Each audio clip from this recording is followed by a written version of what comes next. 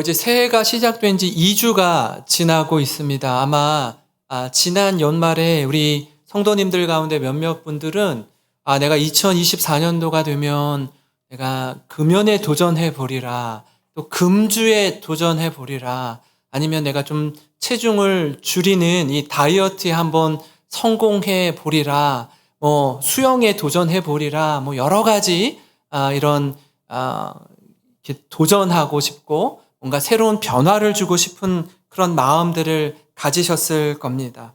여러분, 새로운 일에 도전한다는 건 새로운 길을 내는 것과 같습니다. 길이 나지 않았는데 그곳에 자꾸 길을 내기 시작하는 거예요. 그러려니 힘이 들죠. 평소에 하지 않았던 걸 하려니 힘이 드는 겁니다. 평소에 하던 걸 하지 않으려고 하니 힘이 드는 거예요. 그래서 도전하면서 나의 변화될 모습에 대한 기대감과 설레임도 있지만 또 한편으로는 내가 이거 며칠 도전했다가 또 이내 포기하면 어떡하지? 또 이거 또 중도에 그만두면 어떡하지? 하는 그런 두려움과 또 긴장감도 있습니다. 제가 우리 교회에 와서 이제 4개월 정도 되는 것 같은데요. 와서 아마 그 송구영신 예배 때 제가 이렇게 만보 걸었던 걸 이렇게 쭉 아마 보여드린 적이 있을 거예요. 기억하세요? 별 관심 없죠, 담임 목사 걷든 말든 근데 그 만보를 지금 오늘 또 내일 또 어제 제가 만보를 걷고 있을까요? 아니면 포기했을까요? 2부 성도님들의 믿음이 더 좋으신 것 같아. 1부 때는 포기했을 거라는 소리가 더 크게 들렸던 것 같은데, 걷고 있을 거라고 말씀하시는데, 매일 걷고 있습니다. 매일 걷고 있어요. 정말 피곤해요. 힘들어요. 지칩니다. 그러니까 매일 걷는다는 건 뭐냐면 그만큼 건강하다는 거예요. 건강하지 못하면 걷고 싶어도 걸을수록 누워 있어야 되거든요. 걷는다는 건 건강하다는 거예요. 그래서 제가 만보를 걸어서 건강한 건지 건강하기 위해서 만보를 걷는 건지 저도 잘 모르겠어요. 어쨌든 걷고 있습니다. 그런데 이게 매일매일 도전해야 돼요. 어제 걸었다고 해서 오늘 걸을 수 있는 게 아니에요. 오늘 걸었다고 해서 내일 걸을 수 있는 게 아니라 매일 자고 일어나면 도전해야 돼요. 도전하지 않으면 걸을 수가 없습니다. 포기할 수밖에 없습니다. 마음을 먹어야 도전할 수 있어요. 마음이 없으면 시작도 할 수 없습니다. 여러분, 이 마음을 계속해서 지속 가능한 상태로 유지하느냐, 그렇지 못하느냐는 매우 중요합니다. 왜냐하면 이 도전에 대한 성공과 실패가 바로 이 마음에 달려있기 때문이에요. 우리가 소위 어떤 일을 하다가 어떤 일을 경험할 때 멘붕에 빠졌다 이런 말을 쓸 때가 있어요. 멘붕이 뭐죠? 멘탈이 붕괴됐다라는 말이에요. 정신이 물같이 녹았다, 마음이 녹아버렸다 라는 말이거든요. 마음이 무너졌다라는 거예요. 마음이 무너지면 도전하고자 하는 마음을 잃어버립니다. 마음이 무너지면 처음에 시작했다가 중간에 금방 포기합니다.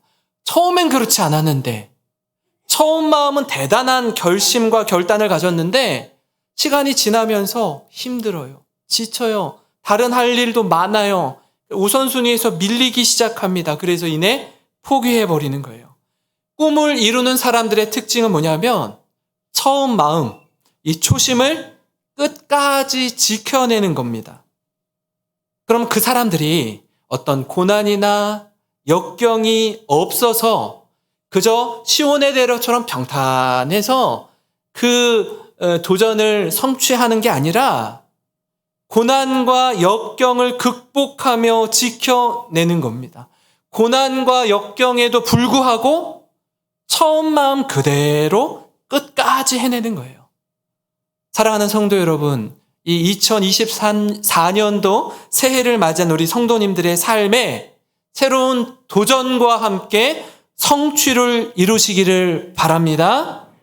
여러분, 이와 같은 맥락에서 오늘 말씀은 성령의 임재 가운데 예루살렘 교회가 태동하고 교회가 세워집니다. 가정마다 가정교회가 세워지고요. 교회가 부흥하고 성장하기 시작해요. 그런데 교회가 부흥하고 성장하는 이면에 고난과 역경이 있더라고요. 그저 순탄하게 순적하게 아무 어려움 없이 교회가 성장하면 좋을 것 같은데 그렇지 않더라고요. 그 이면에 아픔과 눈물과 고통이 있다라는 거예요. 고난과 역경이 있다라는 겁니다.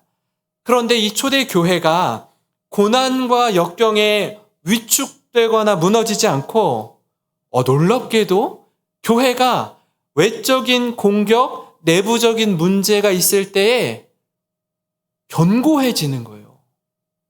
하나님이 은혜를 주시더라고요. 어떻게 이게 가능할까? 이게 교회가 쿵 하고 넘어질 법한데 막 사람들이 다 뿔뿔이 흩어지고 사분오열되고 흩어질 법한데 그러지 않은 거예요. 오히려 모이기를 힘쓰는 겁니다. 이게 어떻게 가능할까? 이 본질을 어떻게 추구하는 교회였을까? 좀 이런 부분들을 함께 나누고자 합니다.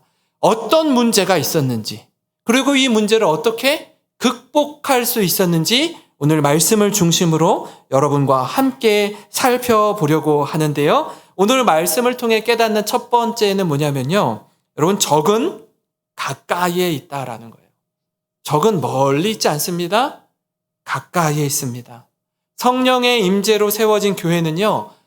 성령 충만한 은혜를 누렸습니다. 모이는데 너무 기뻐요. 모이니까 여러분 부유한 분도 있고 가난한 분도 있어요. 잘난 분도 있고 좀 못난 분도 있어요. 이분들이 하나가 되는 거예요. 내가 넉넉하고 좀 여유가 있으면 나의 것을 나누고 베풀므로 가난한 사람들이 평균케 되는 기적과 역사가 일어나는 거예요. 가난한 사람들은 이 부유한 자들의 섬김과 헌신을 감사함으로 받는 거예요. 그래서 화평케 되고 화목을 이루는 공동체가 되는 겁니다. 그리고 교회 가운데 놀라운 기적도 일어나고 병자들이 치유되고 하나님이 얼마나 이 교회를 사랑하는지 그 하나님의 사랑을 충만하게 누리는 걸 보는 것입니다. 근데 교회가 이렇게 건강하게 세워질 때 여러분 그거 아세요? 교회가 부흥할 때 성장할 때 그걸 못마땅하게 팔짱 끼고 옆에서 이렇게 째려보면서 보는 사람들이 있다라는 거예요. 없어야 되는데 있어요. 불편한 시선으로 바라보는 이들이 있습니다. 근데 놀랍게도 그런 사람이 어떤 사람이냐? 당시에 성경을 누구보다 잘 알고 있고 내가 성경을 나만큼 아는 사람 있으면 나와보라 그래 라고 자부하는 사람이었습니다. 스스로 하나님의 말씀대로 산다라고 하는 자들이었습니다. 근데 놀랍게도 하늘에 계신 하나님 아버지는 믿는데 당시에 저들이 그렇게 기다리던 메시아가 이 땅 가운데 오셨음에도 불구하고 그 메시아가 아니다. 우리가 기다리던 그리스도가 아니다라고 예수님을 십자가에 못 박아 죽인 사람이었습니다.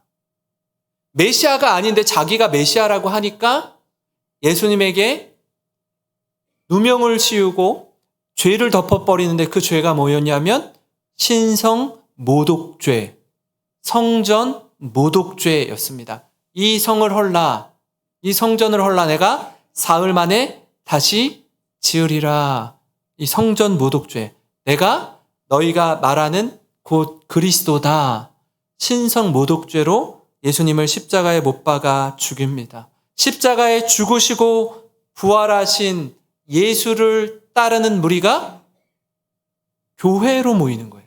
다시 말씀드리면 대제사장과 사두개인들은 예수가 그리스도가 아니기 때문에 십자가에 달아 죽였는데 예수가 메시아다라고 믿는 사람들이 모여서 교회를 만드니 이 교회의 부흥과 성장이 불편하게 느껴지는 겁니다.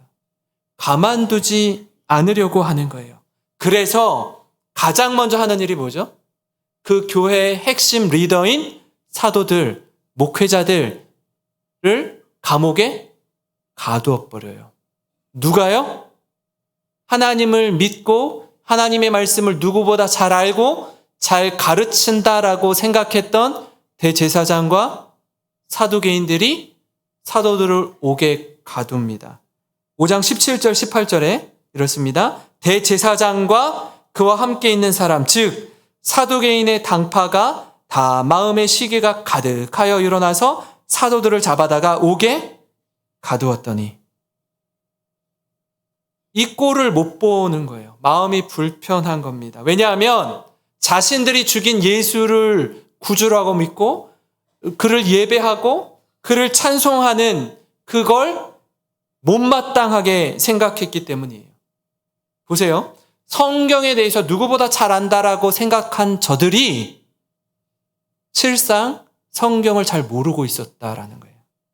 말씀대로 산다라고 하는데 말씀을 부정하고 말씀을 부인하며 살아갑니다. 더 나아가서 지금 저들이 하고 있는 이 일이 얼마나 잘못된 일인지를 인식조차 하지 못해요. 본인들이 잘하고 있다라고 생각해요. 누구보다 교회를 사랑하고 앞장서서 섬겨야 할 종교 지도자들이 오히려 교회를 박해하고 사도들을 옥에 가두는데 얼마나 열심인지 모릅니다. 밤이고 새벽이고 밤낮을 가리지 않고 박해를 해요.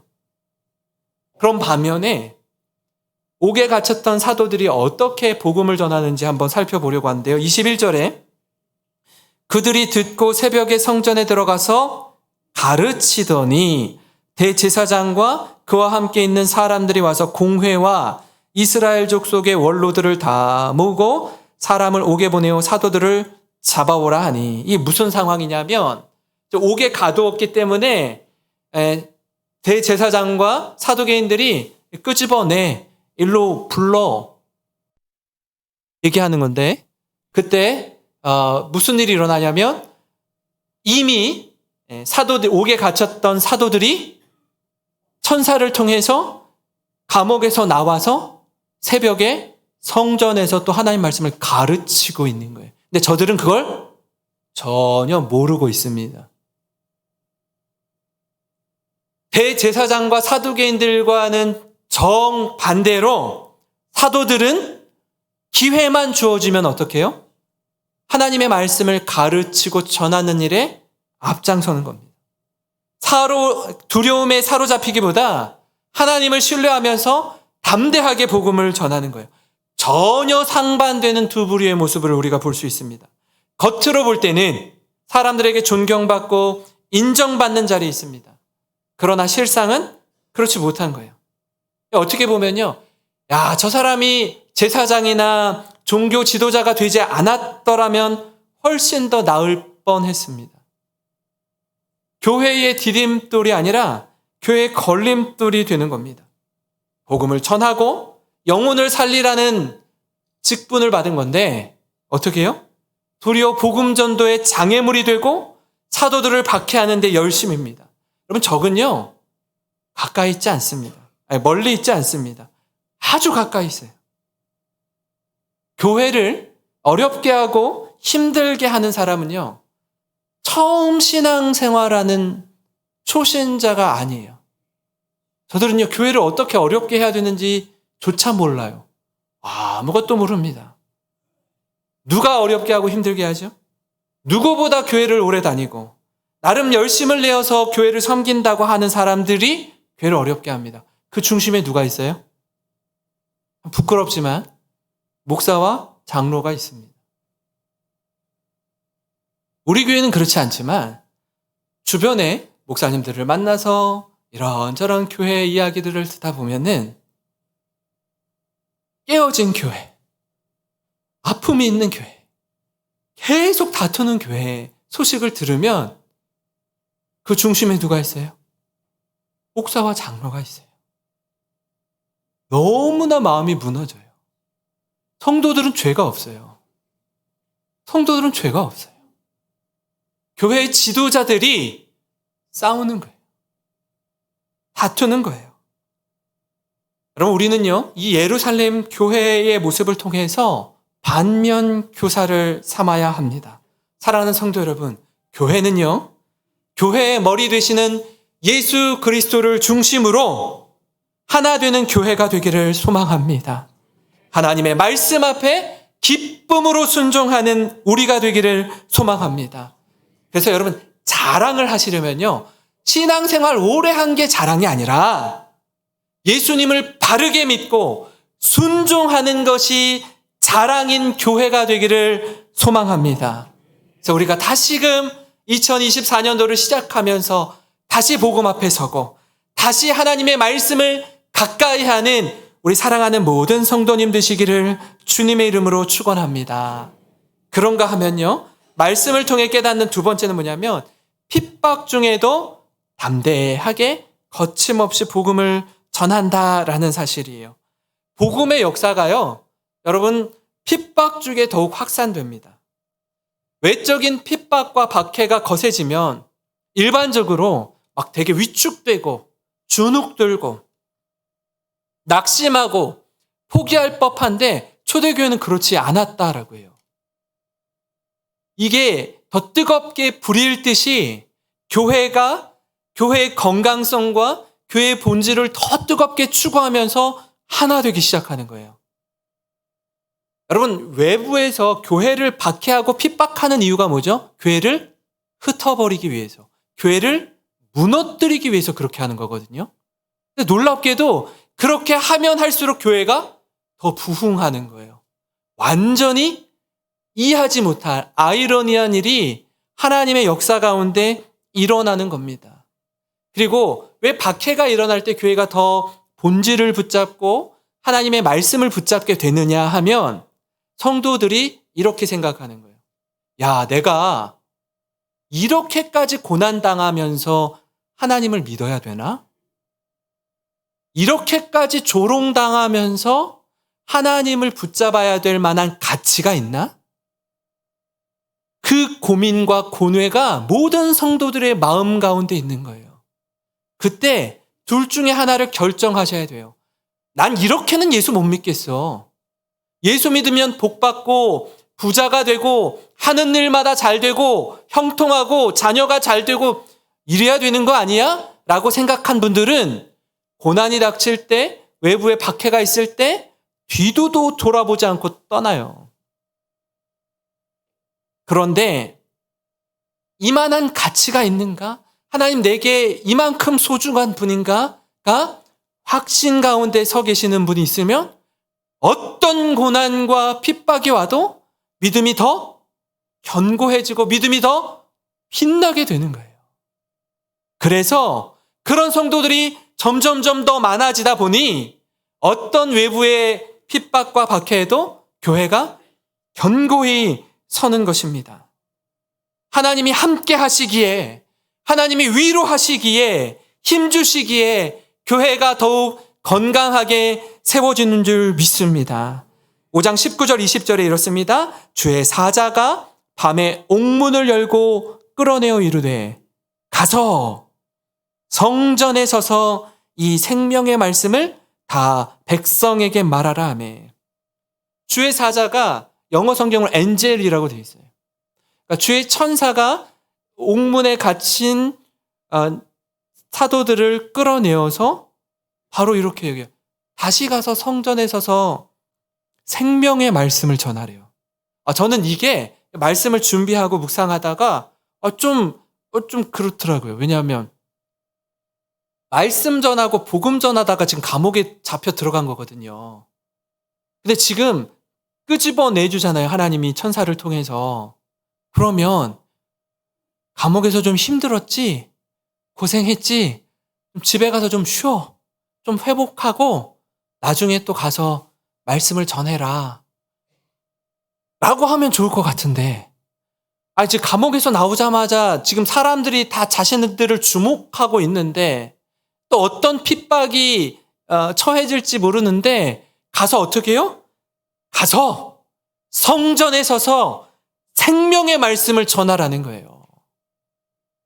놀랍지 않습니까? 좀 어딘가 도망쳐서 숨어 있다가 좀 심기일전해서 2라운드를 펼쳐도 되는 거 아닙니까? 하나님 그러지 말래요. 가래요 또. 이 상황을 본 그 대제사장과 사두개인의 부하들이 가서 원로들에게 이렇게 전합니다. 25절인데요. 사람이 와서 알리되 보소서 옥에 가두었던 사람들이 성전에 서서 백성을 가르치다이다. 또 잡아와요. 또 잡아와.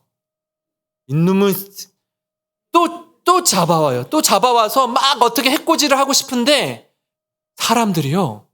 이 사도들을 주목하고 생명의 말씀에 귀를 기울이니까 대제사장과 사두개인들이 함부로 못하는 거예요. 영적인 권위가 세워지는 거예요.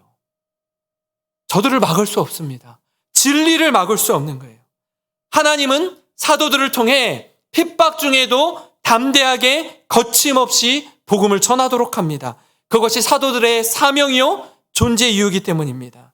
여러분 우리가 받은 직분도 마찬가지입니다. 장로, 권사, 안수집사, 목사라는 직분은 섬김을 받으라고 주신 직분이 아니라 섬기라고 주신 직분이에요.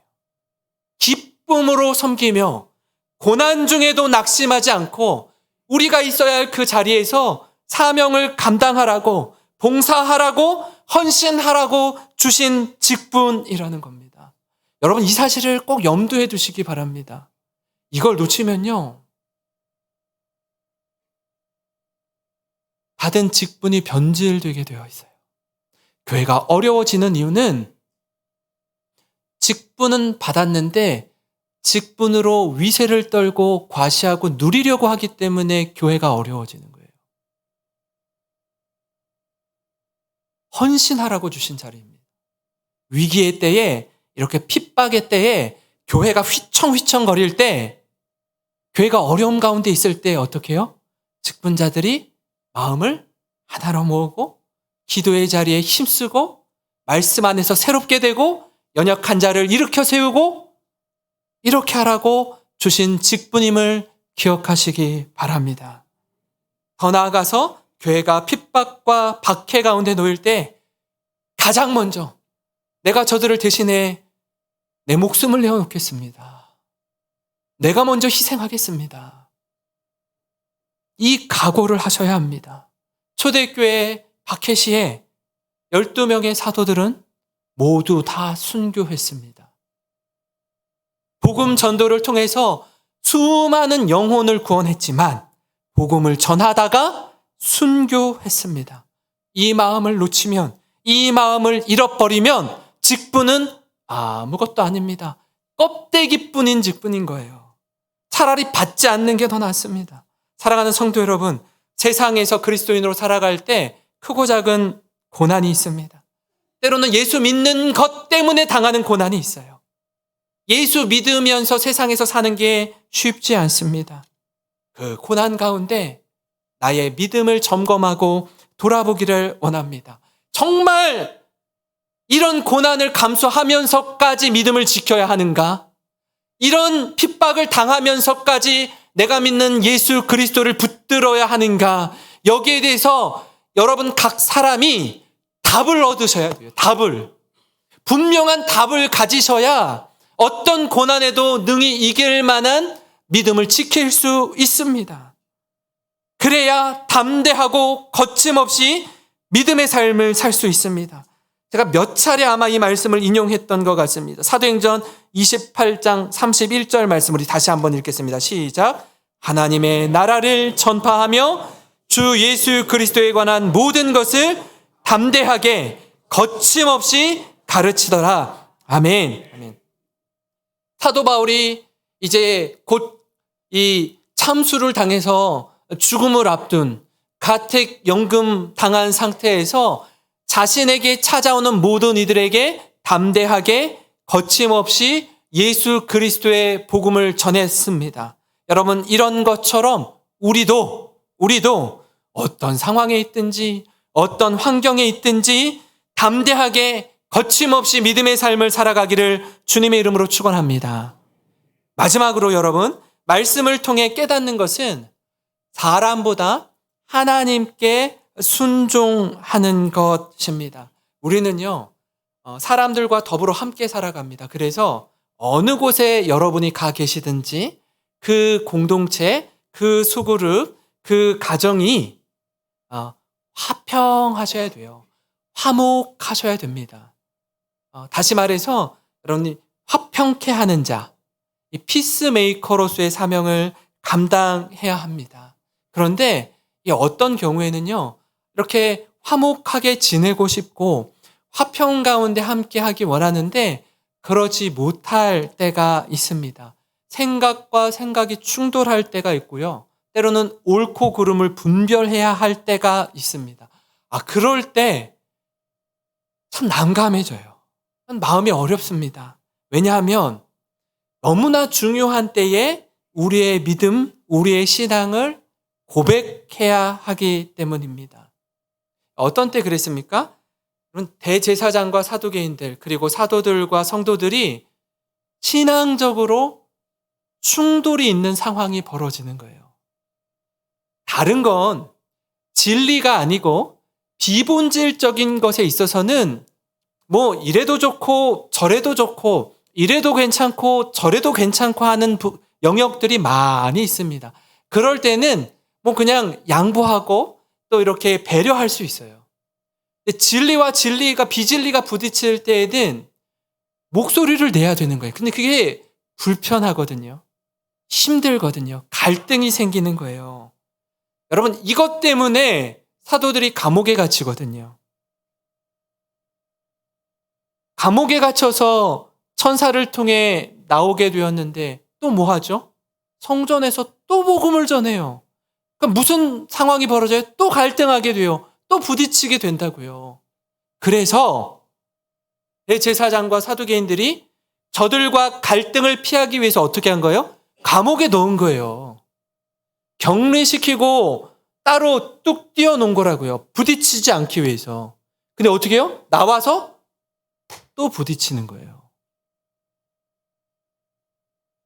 5장 28절입니다. 이르되 우리가 이 이름으로 사람을 가르치지 말라고 엄금하였으되 너희 가르침을 예루살렘에 가득하게 하니 이 사람의 피를 우리에게로 돌리고자 함이로다. 자신들이 아는 거죠. 자신들은 안 믿어서 죽였잖아요, 예수님을. 근데 자꾸 예수님이 메시아라고 하니까 듣기 싫어요. 그러면 우리가 그리스도를, 우리가 메시아를 죽였다는 거야? 너희가 지금 예수를 자꾸 전하는 건 우리가 지금 잘못했다라고 하는 것밖에 더 돼? 이 얘기거든요. 그래서 싫은 거예요. 그 듣기 싫은 얘기 하지 좀 마. 이 얘기 하는 거거든요. 이때 사도들이 이렇게 말합니다. 29절을 우리 같이 읽겠습니다. 시작. 베드로와 사도들이 대답하여 이르되 사람보다 하나님께 순종하는 것이 마땅하니라. 아멘. 저를 따라해 볼까요? 사람보다 하나님께 순종하는 것이 마땅하니라. 믿으십니까? 예. 가능한 한 우리는요, 화평케 하는 자로 사셔야 됩니다. 충돌을 피하고 화평 가운데 지낼 수 있으면 어떻게 해서든지 그렇게 지내셔야 돼요. 그런데 진리의 싸움에 관해서는 불가피한 경우 하나님과 사람 사이의 선택의 기로에 설 때에는요, 우리는 누구를 선택해요? 하나님을 선택하셔야 돼요. 힘들어요. 불편해요. 때로는 손가락질도 받고 욕도 먹을 수 있고 감옥에도 들어갈 수 있어요. 그럼에도 불구하고 하나님을 믿고 하나님을 따르는 자로 우리가 부름 받았기에 하나님, 제가 혹여라도 하나님을 저버리지 않게 하여 주시옵소서. 하나님을 끝까지 붙들고 주님을 믿고 따르게 하여 주시옵소서. 여러분, 이 일에 저와 여러분이 마음이 하나 되기를 주님의 이름으로 축원합니다. 5장 32절에도 이렇게 말합니다. 같이 읽겠습니다. 시작. 우리는 이 일의 증인이요 하나님이 자기에게 순종하는 사람들에게 주신 성령도 그러하니라 하더라. 아멘. 베드로와 사도는 분명히 말합니다. 이 일에 우리가 증인입니다. 내가 믿는 예수님을 죽음에서 부활하신 예수님을 부인하거나 배신할 수 없습니다. 라고 이야기해요. 사도행전은 다른 말로 성령 행전이라고도 합니다. 성령의 임재 가운데 교회가 세워지고 어떻게 교회가 예루살렘과 온 유대와 사마리아와 땅끝까지 이르러 복음이 전해지는지 성령의 역사 가운데 놀라운 복음의 확장이 펼쳐지는 걸 담고 있기 때문에 사도행전을 성령 행전이라고도 말합니다. 성령님과 함께하는 제자들은 어떤 상황에도 흔들림 없이 증인의 삶을 살아가는 겁니다. 우리 지난번에 나누었던 말씀 있죠. 예루살렘 성전 미문에 앉아 있던 안진뱅이, 그 안진뱅이를 베드로와 요한이 내게 은과 금은 내게 없거니와 나에게 있는 것을 너에게 주노니 나사렛 예수 그리스도의 이름으로 일어나 걸으라 하고 벌떡 일어나지 않습니까? 그때 지금 말한 이 대제사장들과 바리새인들과 사두개인들이 뭐라고 하죠? 누가 일으켰어 이거? 이 안진뱅이 누가 일으켰니? 오늘 안식일이야. 일어나면 안 돼. 걸으면 안 돼. 왜 일을 해? 누구야? 종교 지도자들이 영혼을 구원하고 사람을 살리고 사람에게 마음을 두고 하는 일에 마음이 없어요. 율법에 빠져 있어서 지금 어떤 말을 하는지 본인들이 인지를 못해요. 지금은 일어나면 안 돼. 내일 일으키라고 내일. 여러분, 이런 종교 지도자들 앞에서 베드로와 요한이 어떻게 이야기하냐면 4장 19절 20절에 이렇게 말합니다. 같이 한번 읽겠습니다. 시작. 베드로와 요한이 대답하여 이르되 하나님 앞에서 너희의 말을 듣는 것이 하나님의 말씀을 듣는 것보다 옳은가 판단하라. 우리는 보고 들은 것을 말하지 아니할 수 없다 하니. 아멘. 이게 증인들의 고백입니다. 보고 들은 것을 담대하게 말하는 사람. 외부에 압력이 있어도 있는 사실 그대로 말하는 사람. 사람의 말과 하나님의 말씀이 충돌할 때 하나님 말씀에 순종하는 것입니다. 사랑하는 성도 여러분, 우리는 할 수 있는 대로 사람들과 화목하게 지내야 합니다. 더불어 화평케 하는 자로 여러분이 가는 곳마다 분열이 있고 아픔이 있고 상처가 있는 공동체 가운데 이 자리에 계시는 우리 영생교회 성도님들이 그 공동체 안에 들어가시면 분열이 있고 아픔이 있던 공동체가 회복해 되고 화목하게 되는 피스메이커의 사명을 감당하시는 여러분 되시기를 바랍니다. 그러나 혹여 진리의 싸움이 있을 때, 본질과 비본질의 싸움이 있을 때에는 언제든지 하나님의 말씀을 붙들고 말씀 앞에 순종하시는 우리 모든 성도님 되시기를 주님의 이름으로 축원합니다. 우리 같이 말씀을 기억하면서 찬양 드리겠는데요.